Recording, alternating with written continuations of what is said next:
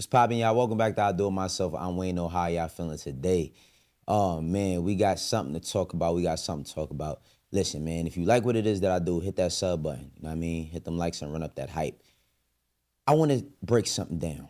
Back in 1985, right? Whitney Houston made the song Greatest Love of All. And in that song, she says, I believe the children are the future. Teach them well and let them lead the way.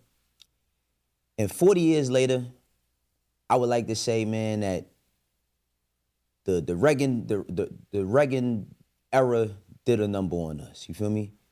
The Bush administration, they did a number on us. The Clinton administration, all of these administrations, they did a number on us. Because 40 years later, you got Juelz Santana telling kids not to read. Oh my fucking God, yo. Listen, first and foremost, I want to say something. And I'm going to lead with respect, because some people might take this the wrong way. And if you take it the wrong way, that's on you. But I'm going to lead with respect. Juelz, you cool and all that. You was a good rapper. You know what I mean? You stopped rapping a minute ago. You stopped doing that shit for whatever reasons you had personal. You went to prison. You know what I mean? You tried to start a lot of different factions. Dipset split up and all of that. But I got to see, I had a front row seat to seeing Juelz at his hottest. You feel me? 20-something years ago. I had a front row seat to seeing Juelz influence and all that. But that shit don't mean nothing today. And I'm going to tell you why. We are no longer in our 20s. We no longer in our 30s. We in our 40s. And in your 40s, you got to conduct yourself in a certain spirit, in a certain energy as a man. You can't just get in front of cameras and just say shit, whatever you thinking. Now, even if you saying stuff, for whatever it is you're thinking, you also have to be mindful that there are other people watching you. And everybody don't live the life that you live, nor will they ever. For the amount of, successful basketball players, let's just think about the young black kid dream in the hood in America, to be a basketball player. It's probably 3 million people playing ball that are eligible, or not necessarily eligible, but are competing for a dream job in the NBA. It's only 400 of them. It's only 400 jobs. Feel me? In the NFL, there's more jobs, but the money ain't the same. You know what I'm saying? In rap, it got to be way less of success. People who become extremely successful through rap. And success is not determined by a number. I'm one of them people that stand on that hill that say, yo, listen, success is not a dollar amount. Success is, subjective. It's a feeling. You can have success in many facets, but I'd be goddamn if we have not lost the recipe of what influence is today. Man, I am a high school dropout. I don't say that proudly. I wish I would have went to prom. I wish I could have possibly been in a fraternity.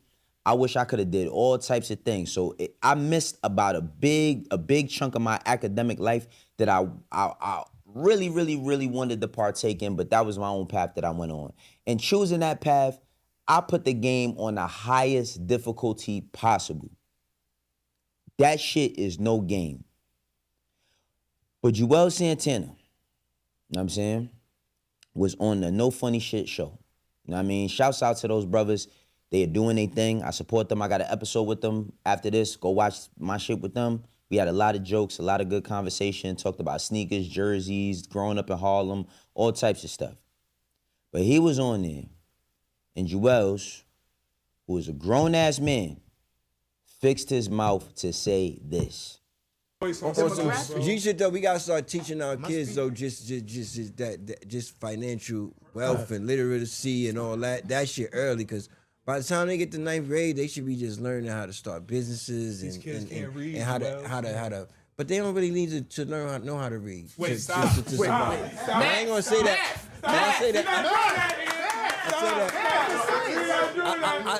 I say that respectfully. I'm not saying that in a way to be literate, because you're not supposed to be illiterate, but you can. You know what I'm saying? See, this is the false hope that we sell in the ghetto, that everybody is going to own a business, that nobody needs a job, that nobody needs to have a skill, that nobody, we should just be learning about business. Now, while business, is a a very, very hard skill to learn, and it takes time. It takes a lot of failure to be good at it. When we talk about financial literacy, after we make money, because that's the thing, like we put it on our parents, like, well, why they ain't teach us this? How the hell our parents gonna teach us something when they ain't know? My mom had me at 21. Ain't much financial literacy was going around at that time, so she was scratching and surviving to get whatever she could, and she did a great job with me and my little sister. Hi, Ma, love you, right? But to say that by the 9th grade, that they should be learning financial literacy, you need context to that. Now, I do believe that kids should learn things, right? But we're talking about kids. We're talking about kids. A lot of kids' motivations aren't the same. If you put a group of kids, and that's basically what school is, to weed out the stronger ones from the weaker ones, you know what I'm saying? To put them in a space where you can kind of have a gauge on who's going to succeed or not. A lot of the shit that goes into school, most things, you might not use on a daily basis depending on what it is you do. See, the thing is that when somebody becomes successful, they think, well, shit, if you learn what I do, then you could do it too. But it's not that simple. Everybody has their personal and own definitions and motivations of what it is they want to do in their life. Reading is not just, it's comprehension skills. There's a lot of things that go into reading. And to see Juelz say something like this, I'm going to keep it 1,000, I'm disappointed. Because as dads, as parents, bro, we have to be some sort of representation of where it is that we from. Now, the funny part of the whole shit is this. Y'all never beaten the allegations that Cam should have left. I'm just keeping it 1,000. Niggas has never beaten the allegations that Cam should have left Dipset and left it alone, because the more time goes on, the more reveals like, oh, nah. Something wasn't right over there. And they looking at Cam's success versus what everybody else got going on. And I'm not going to say that Juelz ain't got nothing going on. Not going to say that. I don't know what he has going on. But I know he been talking about, I can't feel my face for 20 years. I'm just keeping it 1,000, man. I'm keeping it 1,000. Like I said, I'm leading with respect, but I got to be 100. We cannot afford to say things like this, especially at a time where we have an epidemic of fucking drill. That's the only thing these kids want to do. That's the only thing they want to do. And when they see rappers say stuff like that, they are influenced by rappers. Now, you know, I'm pretty sure that the teenage kid today might not be influenced by Juelz Santana. Me and Juelz is the same age. We actually went to the same junior high school at one point in time. I was in Joan of Arc and he was in another school that's in Joan of Arc. Y'all know if you live downtown or you from Harlem. But this is not cool. Let's watch the rest of the clip though. You can. What's more important, reading or math? Math. Told you. Math. I think you could listen to a book on YouTube. You can still obtain the information. You don't have to know how to read. That's not reading and understanding. I believe common sense is better than everything. I'm a common sense nigga. Now the crazy thing I seen somebody write in the comment section is, common sense people, they was like Juelz, you took a loaded gun to the airport. Listen, I'm gonna keep it 100. This is why when you say certain things, man, the internet just doesn't forget. I'd rather have zero book smarts and common sense, be able to read the room, be able to read life, be able to read people. I try to understand people, understand, you know what I'm saying? Like, nowadays, you can listen to a book. I just listen to the 48 Laws of Power. Not to you gotta read your contract, Els. You don't have to. You can listen to that too. They got apps you can put it in and it'll read it to you. Are you crazy? AI, bro. Huh? It's gonna tell you now, like, yo, this is bad. It probably will. AI will now. That's what I'm saying. That's how freaky You don't have it is. to read. Shit can be told to you. It'll be so. Just I'm no not saying that in a bad way. Like you don't need to know how to menu at a read. restaurant. Floyd Mayweather don't read that shit. Menu at a restaurant. Like, it's mad shit you gotta read. You saying that? You just gotta know what you like. You know what I want. You ain't gotta read the restaurant. You can just say, "What is this? A steak joint? I want steak, nigga. I want what y'all steak come with? What y'all got? When the waiter come, Reading way more important. when the waiter come, you be like, "What come?" Now this is crazy, bro, because even with talking about some Floyd Mayweather, see, that's the problem. We always use the extreme to legitimize our argument. But Michael Jordan, but Jay-Z, but Oprah Winfrey, but Drake, but Kendrick, but LeBron, yo, when every time somebody, but Beyonce, every time somebody mentions someone, they use the highest extreme of whatever said person in entertainment and sport, whatever field, to legitimize why you can do something that they didn't do, which is crazy. Ain't no Floyd Mayweather's falling off of fucking trees. Are you kidding me? You think you don't have to read because Floyd Mayweather don't have to read and he could just count? Even when he talks about the contracts, you could have somebody read the contract for you. Law language is written in a different language. Of course, you definitely have to have an attorney that's going to explain and break things down to you, right? But you still have to have literal and comprehension skills. What are we talking about? Even when Juelz says the 48 laws of power, oh my God. So we talking about the prison Bible. That's the excuse for niggas saying they ain't got to read, because you could just listen to the prison Bible and just live your life. 48 Laws of Power by Robert Greene is a great book, but it's also said in the pretext of that book to not take that book literal because it will drive you mad. The book is banned in New York State prison because that book is the heaviest book when it comes to manipulation probably known to man. Now, Juelz had that to say, and they say you ain't got to read books. And I bought a few books downstairs that I have read or currently reading that I want to share with y'all. You know what I'm saying? One of them I couldn't find is The Way to the Superior Man. But I want to go through a few books. This book right here. 5 types of people who can ruin your life. Identifying and dealing with narcissists, sociopaths, and other high conflict personalities. Like people that might tell you you don't need to read. Code of the Samurai. A modern translation of the Bushido Soshinshu. You know what I'm saying? Now this book just tells you a lot about, I'm into like Japanese culture because of discipline. You know what I mean? So samurais had a high level of discipline. That's why I got this book. I was reading it. I got to get back on it as well.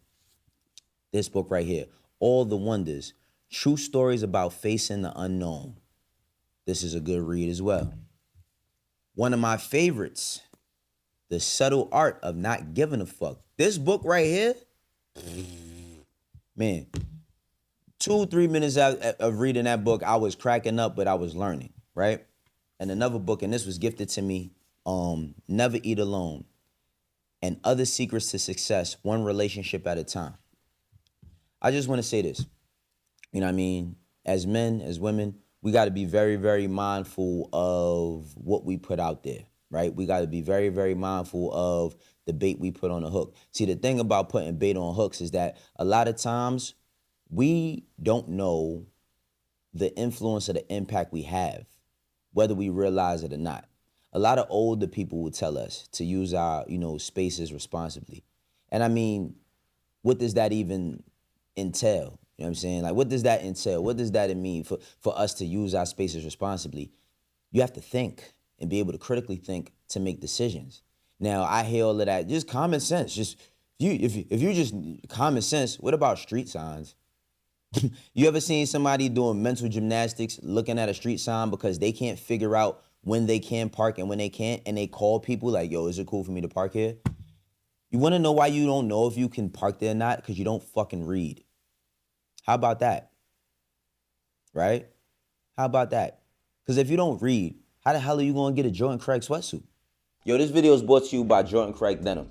Jordan Craig Denim is a brand, a family-owned brand, working in streetwear business over 30 years by the way of Queens, New York. On top of that, they got everything from premium denim. They got good sweatsuits, good jackets, all types of garments and all types of accessories for any and everything you need. A lot of people have wanted. Everybody from Allen Iverson, the Moneybag Yo, Shiloh Sanders, Paul Pierce, Vin Diesel. They got something for everybody. You know it's full time. You gotta get right. Go get you one of these sweatsuits. This sweatsuit I got on in particular is extremely comfortable. I can move around in it. It's comfy. I feel like I could wear this to go outside. I could wear this to the gym. I could wear this to go get my groceries, pick up my kids from school, whatever it is I need to be doing. Good airport fit. Jordan Craig got it. So if you like this sweatsuit or any of the stuff that you've seen, make sure that you hit jordancraig.com and use my code. Like I said, you support me, you support this channel, support Jordan Craig. Now, I said a lot, and reason being for saying all of this is because I'm just keeping it 1,000. As we get older and we get in front of these cameras, we get in front of these mics, We move around, we meet people, we make friends. We want to create business. Let's just go back to business for a second, right? Let's just go back to business. If you don't understand, and most people don't understand what they're signed to, like Juelz, I don't know what his deal was, but let's just hypothetically conjure up a Juelz Santana deal back 20-something years ago, right? Probably signed to a production deal. And this was happens with a lot of young artists. They chilling with somebody every day, they're around them every day, they signed to a production deal, yo, we gonna run this shit up, all right, cool, bet. You signed to a deal, and then when you sign to this deal, you're signed to a production company. What you don't realize is that the distributor is the person that puts out the music, right? But they partner with the production company. So as they partner with the production company says, well, listen, I'm gonna put up the money. We're gonna handle in-house creative marketing, you know what I mean, spend dollars on X amount of things. And when it's time for us to do business together, it takes a signature from you, the distributing partner, and it takes a signature from me, the production company, right? At the point where I have a disagreement with my artist, and then my artist and me are not seeing eye to eye, and my artist says, man, I don't give a fuck, I'm about to put my shit out, I don't care what. Like, they ain't gonna tell me I can't put no music out. Guess what happens? You didn't read the fine print. So when you saying, yo, don't y'all owe me some money? The label says, I don't owe you some money. I owe y'all some money. I don't owe you money. I owe the person that you're signed to money, because a lot of times the production company takes the money and puts it out. So that means if the check is $100,000, and let's say I got 50% of you because you're in a production deal, I get the 100, I take my 50, and it's at my discretion when I give you your money. So if you acting up, if you acting crazy, if you doing whatever it is you doing and you feel away, now I could hold your money. See, the thing about it is man, when you give a person the opportunity to feed you, they can starve you. And this is not directed towards Juelz. I'm just saying abroad. If we feel like we don't need to acquire any skills, if we feel like academics don't matter, you know what I'm saying? We feel like, oh, nah, I don't need to go to school. Like, even for me, I didn't go to school, but I'm not a person that thinks I don't need to be educated. I don't think that my common sense is just enough. I don't think that me just, knowing how to read people, because in the grand scheme of things, what does that mean? Well, I looked at you and you was looking kind of funny, so this is not the streets. The world is not the streets. I want all y'all brothers out there and sisters, whether you come from the hood or not, to know that whatever your experience is, that the world doesn't move based upon your experience. Now, your experience could save you, it can help you, it could hurt you. But when you start talking about how you do things in this grand scheme of things, that don't have nothing to do with how somebody else does their business or their work or whatever the case may be. I was having a conversation this weekend with one of my homies, and we were talking about how people look at shit, right? Like, if you walk in a room and a person doesn't acknowledge you, how does it make you feel? And my answer was, I don't feel no way when a person don't know who I am. I never feel no way when a person don't know who I am, because I lead with respect until it's disrespect, and then you get thunder. But until that point, I lead with respect, because you don't know who people are. But a lot of times, right, we're defined by our chains, our watches, what we think are accolades, right? Like having 2 and 3 cars, having all these clothes, $10,000 chrome heart jeans, and all types of silly, stupid shit. Buying things that are liabilities, not assets, things that depreciate in value. I could tell y'all, one of my worst investments was buying a bust down rollie. I did it because I wanted to do it. I just wanted to see what the hype was about, you know what I'm saying? And I had been around people who had bust down watches my whole life. So I was like, I want one. Bad investment, you know what I'm saying? Bad investment. And I wouldn't put that only to reading, but I will put that to accomplishment, because for most people, they look at that like, oh, if you could afford a watch that you don't use to tell time, then you're really doing great in life. And that is not true. I just want each and everybody to know, man, like, when you speak, if you on social media every day, you know what I'm saying? If you talking to people, if you work at a school, if you work at McDonald's, how you handle yourself, people gonna accept you how they met you. Now, I think it's really unfortunate for Juelz to think that, you ain't gotta read, people could just tell you shit. Like, people could just tell you stuff. Yeah, niggas could tell you anything. You know what I mean? What's the famous quote? You wanna hide something from it? Put it in a book. This is how I do it myself. For the ones that rock with me, you know how we doing. For the ones that don't, eventually you will. Go grab yourselves one of these books. I highly recommend 5 types of people that could ruin your life. This shit is a game changer. I'll catch you on the next one. Peace. If you want to be the best rapper, you gotta have the best bars. Just like Morgan & Morgan is America's largest injury law firm. Morgan & Morgan is America's largest injury law firm. They gotten over $25 billion with more than 500,000 clients. And the results speak for themselves. A client in Pennsylvania got $29 million after being offered only $500,000. Another client in Florida got $20 million after being offered $0. Morgan & Morgan been fighting for the people for over 35 years. It's like hiring a legal army that's always going to ride for you. If you get injured by somebody else's negligence, then you deserve to be paid. Not all law firms is created equal. Hiring the wrong one could cost you. If you get injured, you could check out Morgan & Morgan. Their fee is free unless they win.